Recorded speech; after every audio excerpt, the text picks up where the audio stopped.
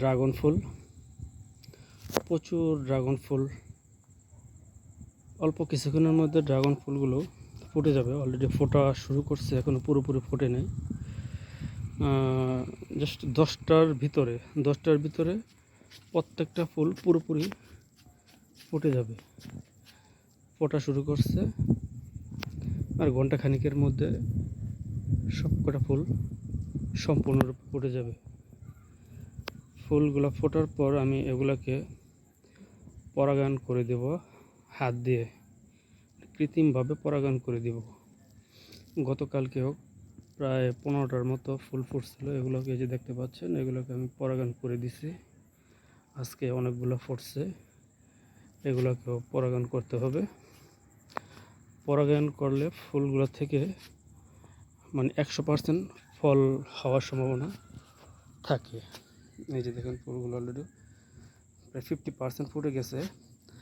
আবার এই যে এগুলো এখনও ফোটে না, এগুলো হয়তো কালকে বা পরশু 2 দিন সময় লাগবে ফুটতে। আবার ওগুলোকে সেমভাবে পরাগায়ন করে দিতে হবে। এগুলোকে এখন আমি পরাগায়ন করব, আর কিছুক্ষণ পরে পুরোপুরি ফুলগুলো ফুটে গেলে তারপরে পরাগায়ন করব। দেখতে পাচ্ছেন অনেক ফুল ফুটছে, অনেক ফুল। এটা হচ্ছে একটা ড্রাম। এই যে আরেকটা ড্রাম আমার এখানে অনেকগুলো ফুল ফুটছে। গতকালকেও ফুটছিল। এই যে গতকালকে এই ফুলগুলো ফুটছিল, এগুলোকে আমি পরাগায়ন করে দিছি। এগুলো ফুলগুলো ঝরে যাবে কিছুদিনের ভিতরে, ফুলগুলো ঝরে যাবে এবং ফলে পরিণত হবে ইনশাল্লাহ। এগুলোকে এখন আমি পরাগায়ন করবো। পুরোপুরি ফোটার পর এগুলোকে পরাগায়ন করব।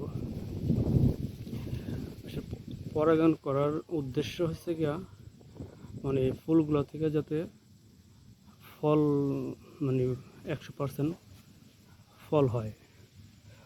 পরাগায়ন সাধারণত পোকামাকড়, পাখি এগুলোতে করে থাকে, কিন্তু ড্রাগন ফুলগুলা সাধারণত সন্ধ্যার পর থেকে ফোটা শুরু করে, রাত্রে ফোটে আর কি।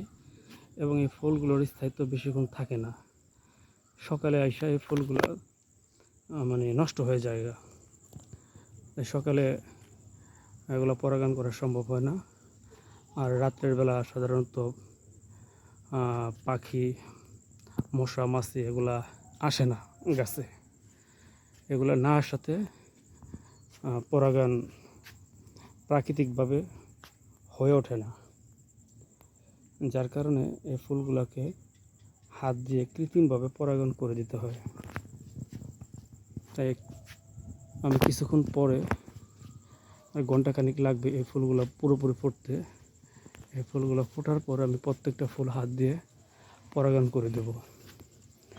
পরাগায়নটা হয়েছে কি, এই যে এখানে যে ড্রাগন ফুলটা এখানে দেখতে পাচ্ছেন, ফুলের ভিতরে অনেকগুলো পাপড়ি আছে এবং একটা পাপড়ি আলাদা দেখতে পাচ্ছেন। এই যে এটা আলাদা, এটার সাথে এবং এগুলোর যে ওই যে পাপড়িগুলো আছে, এই পাপড়িগুলোর মধ্যে পরাগ রেণু আছে।